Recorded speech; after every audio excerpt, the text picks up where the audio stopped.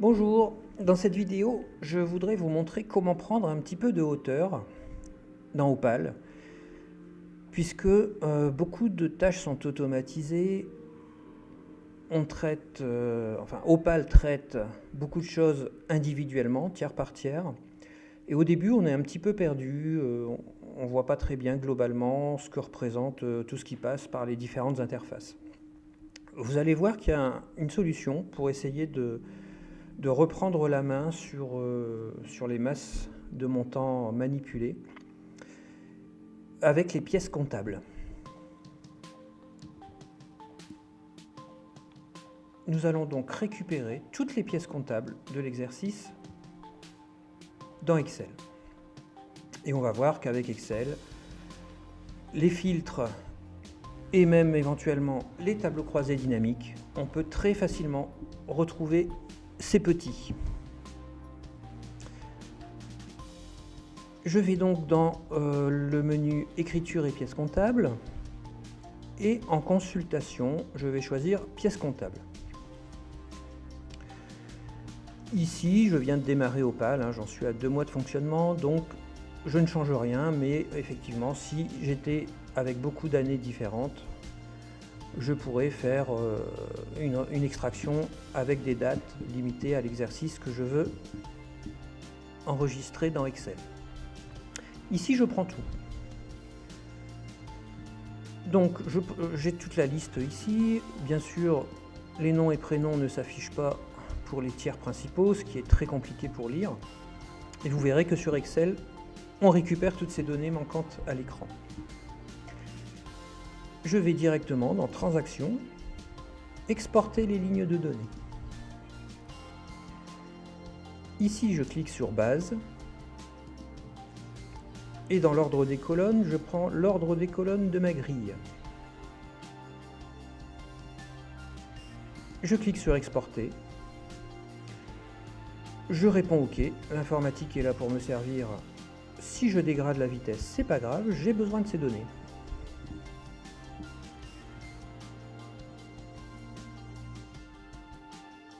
Alors là, il me propose d'enregistrer le fichier. Je peux aussi récupérer le fichier ici en bas à gauche.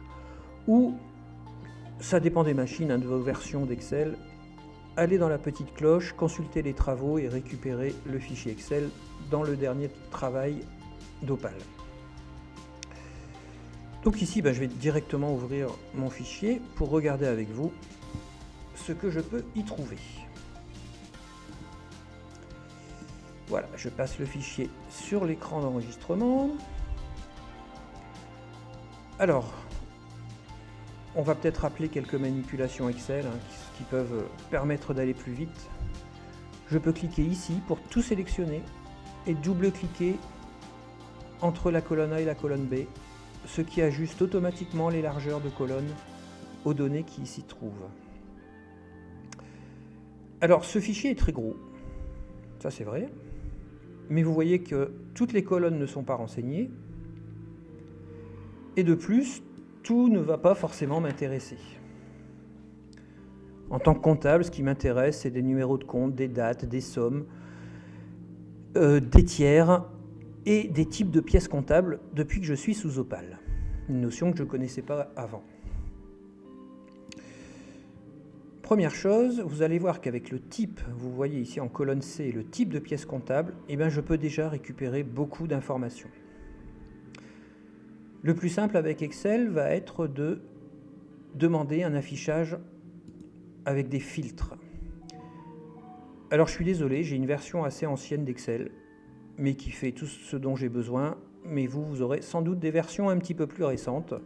En tout cas, le filtre existe toujours dans toutes les versions. Et avec un filtre, voilà, je vais pouvoir, pour chaque colonne, demander ce que je veux afficher. Par exemple, j'ai une différence d'un montant, on peut toujours aller voir dans les pièces si ce montant n'est pas celui d'une pièce en particulier. Je cherche par exemple 142,80 de différence. Ici, je vais aller afficher toutes les pièces qui font 142,80. Et puis peut-être que j'y trouverai mon bonheur. Une fois que j'ai activé un filtre, il ne faut pas que j'oublie de le supprimer en réaffichant tout,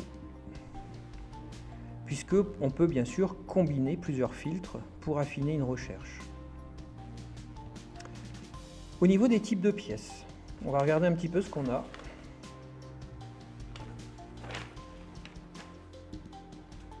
On a par exemple tous les bilans d'entrée, classiques.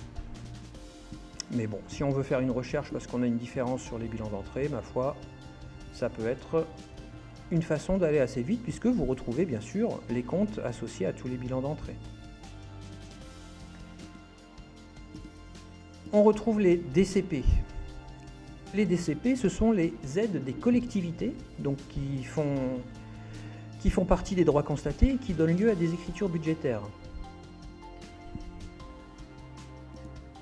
Alors les aides des droits constatés, ça c'est intéressant parce que ça permet de comparer les pièces de droits constatés qui sont issues de GFE à ce que vous avez récupéré en tant que comptable dans Opal et de vous assurer que tout y est bien. Ce qui, les premiers trimestres, n'est pas forcément évident, il peut y avoir des petites différences. Donc j'ai les élèves aidés, j'ai le montant de l'aide, dans la colonne montant crédité. Et je vais voir, en allant un petit peu plus à droite, alors j'ai les parents aussi, bien sûr. Et en allant un petit peu plus à droite, je vais voir qu'il y a une colonne qui peut m'intéresser beaucoup, c'est le libellé complémentaire. Et vous voyez que le libellé complémentaire, c'est le numéro de la constatation en fait, qui se codifie par le numéro de l'année, donc 2021, le 2 pour dire que c'est le trimestre 2, c'est-à-dire janvier-mars 2022, c'est le système de codification d'Opal. Et sur les trois derniers chiffres, vous avez le numéro de la constatation. Donc là, en quelques clics, vous allez pouvoir récupérer les aides des collectivités pour un trimestre en particulier, voire pour un numéro de constatation en particulier. Et vous voyez que ça, c'est quand même très précieux quand on a des différences ou qu'on fait des recherches. Donc tout ça, c'était pour la pièce DCP. Bien sûr, le numéro du trimestre, il va fonctionner pour tous les types de pièces rattachées aux droits constatés. Ma pièce DP, ce sont les demandes de paiement que j'ai prises en charge. Et oui, j'en ai que 2, on est en février. Mais vous voyez que là, très rapidement, on peut récupérer toutes les demandes de paiement prises en charge.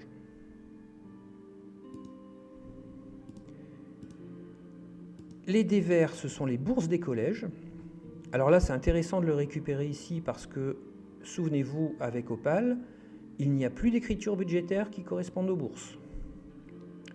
Et donc, vous avez ici un moyen de récupérer toutes les affectations de bourses, élève par élève, qui sont issues des droits constatés que vous a transmis l'ordonnateur. Et ici, même principe, dans le libellé complémentaire, j'ai toujours, je l'ai perdu un petit peu avant, j'ai toujours mon trimestre que je peux régler et demander un autre numéro de trimestre, voire de constatation. Alors je m'aperçois même ici que vous voyez, vous avez même un champ dossier où vous avez directement le trimestre. Toutes constatations confondues. Donc si vous voulez uniquement un trimestre, vous utilisez la colonne dossier. Si vous voulez un trimestre, mais en plus regardez une constatation ou une reconstatation bien particulière, vous utiliserez la colonne libellé complémentaire.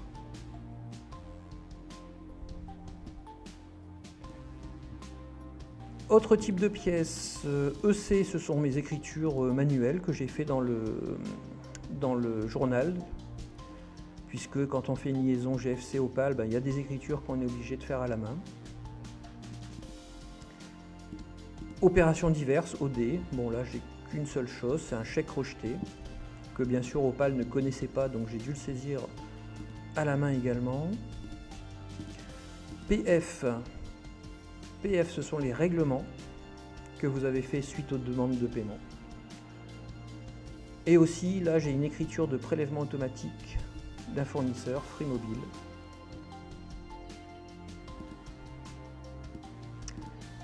RAV, ce sont les reprises sur avance. Hein, depuis GFC, j'avais des avances d'élèves que j'ai réaffectées ensuite au trimestre suivant dans Opal. Donc ça a donné lieu à des écritures du 4191 au 4112. Donc je retrouve toutes les pièces concernant ces écritures ici. Et enfin, titre de recette. Et bien là où je vais retrouver notamment les droits constatés des élèves, des demi-pensionnaires, éventuellement des internes. Donc bien sûr nominativement, ce qui est très précieux, avec les parents, et toujours avec la possibilité de sélectionner un trimestre en particulier ou même une constatation en particulier, en allant un petit peu vers la droite.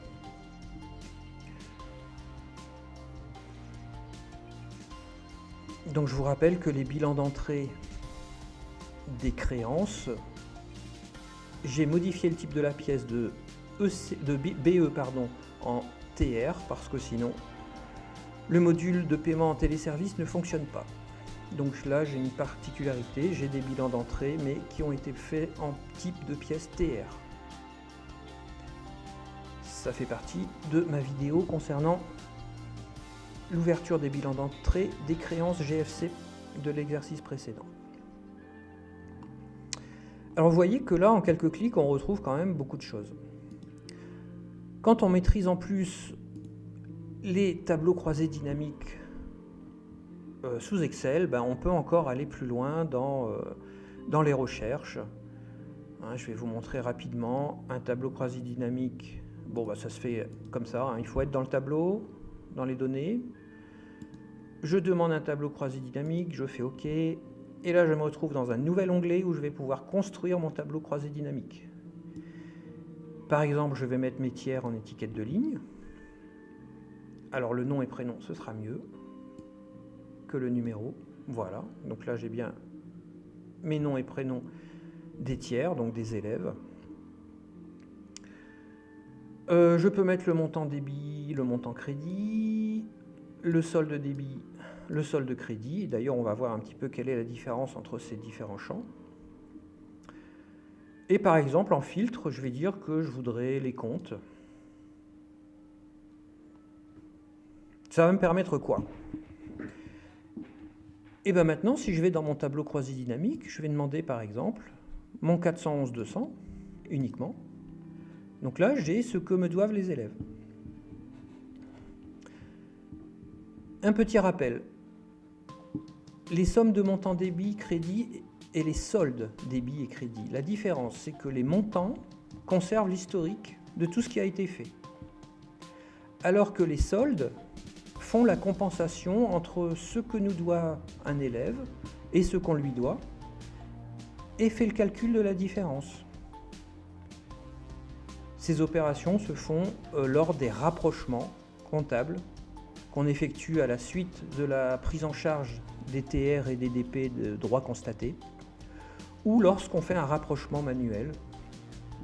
Par exemple, j'avais une avance dans GFC en N-1 sur un élève, je lui ai déduit du trimestre janvier-mars Opal, j'ai dû faire un rapprochement manuellement, comme montré dans une autre de mes vidéos. Et dans ce cas-là, les soldes sont modifiés, mais pas les montants.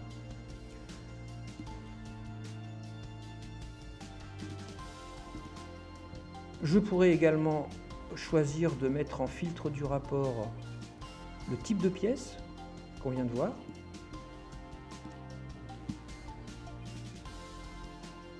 Et dans ce cas, je pourrais prendre le type de pièce DCP par exemple.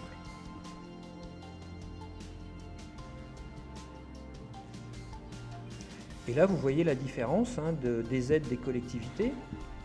En montant, j'ai bien la somme qu'a eu l'élève pour le trimestre concerné. Mais en solde, j'ai plus rien parce que comme j'ai fait la manipulation de contraction, je vous rappelle qu'il se trouve ici dans modalité spécifique, opération de déductibilité. Comme j'ai fait cette opération-là juste après avoir pris en charge mes écritures de droit constaté, et bien Opal a modifié les soldes. C'est-à-dire que l'élève Abdi Chérine avait 50 € d'aide de collectivité, mais qu'aujourd'hui, avec les soldes, elle n'en a plus, parce que j'ai utilisé ces 50 € au compte 411 200 pour diminuer la somme qu'elle me devait. C'est assez important de maîtriser ces différences de termes, hein, montant débit, montant crédit, de solde débit, solde crédit, parce que quand on fait des rapprochements de compte, tout ça, c'est à maîtriser si on veut bien savoir où on en est, combien nous doit l'élève, ce à quoi a encore le droit l'élève. Et quand on a assimilé un petit peu toutes ces notions, ça va très vite pour s'y retrouver dans tout cela. Donc dans des vers, je pourrais demander des vers pour avoir accès à mes bourses. Donc même principe pour les bourses. Vous voyez que si des élèves gardent un solde créditeur de bourse, c'est que je vais devoir lui verser, mais que je ne l'ai pas encore fait. Par contre, s'il n'y a plus de solde à sa bourse, ça veut dire que sa bourse a été intégralement utilisée pour diminuer sa dette de cantine ou d'internat. Voilà, alors bien sûr, si on n'a pas l'habitude de manipuler tout ça avec Excel, il faut le faire plusieurs fois, prendre son temps, et vous allez voir, les choses viennent assez vite. Je vous rappelle aussi que quand on a des filtres, les filtres actifs, vous voyez qu'il y a un petit entonnoir qui vient à côté, alors que quand un filtre n'est pas actif, j'ai juste une petite flèche noire. Ça, c'est important parce que quand on commence à associer plusieurs filtres ensemble, on ne sait plus forcément où est-ce qu'il y a des filtres. Je vous rappelle également que les numéros de ligne s'affichent en bleu lorsqu'on a au moins un filtre actif. Si on n'en a plus, c'est que j'ai à l'écran ma base entière et dans ce cas-là, les numéros de ligne sont en noir. Donc des petits trucs pour visuellement se resituer un petit peu par rapport à ce qui est affiché de notre base de pièces comptables. Voilà, j'espère que vous vous amuserez bien avec tout ça. Et je vous donne rendez-vous pour ma prochaine vidéo.